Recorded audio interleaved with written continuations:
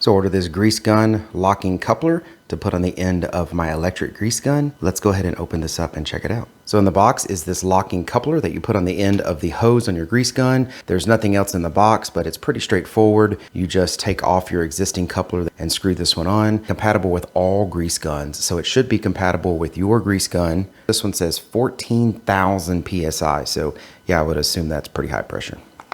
All right, so let me put this on the grease gun and test it out. So to install your locking coupler, you're gonna have to take your existing coupler off your grease gun. Most likely you're gonna have an end pretty close to this. They're usually pretty standard. So as you can see here, once you unscrew the push-on coupler, you're gonna have just a threaded hose end like this. This is a pretty standard hose end and pretty standard size. And this is where you're gonna screw on the SeidelRanch locking coupler. All right, so I have the coupler now installed on my grease gun. Let's go ahead and grease up the skid steer and show you how well this thing holds on. So let's take this grease nipple here that's on the boom arm of my skid steer. When I use my regular push-on grease gun end, you just push it on and it's on there. The problem is that these little grease nipples can get clogged up, or they kind of lock in place if they're not greased after a while, and they don't want to take grease. Well, if you have just one of these push-on ones and you start pushing in the grease pretty hard, this thing just pops off and then grease goes everywhere.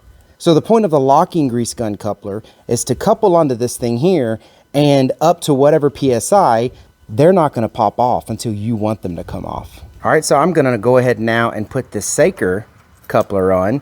You squeeze this little handle here, which basically opens up the little coupler end here. You squeeze it, you slide it over the grease nipple, and then you let go. Now I can yank on this thing and pull on it. I'm pulling and tugging, I'm tugging, I'm pulling. It ain't coming off. So let's fill that with grease. All right, so as you can see here now,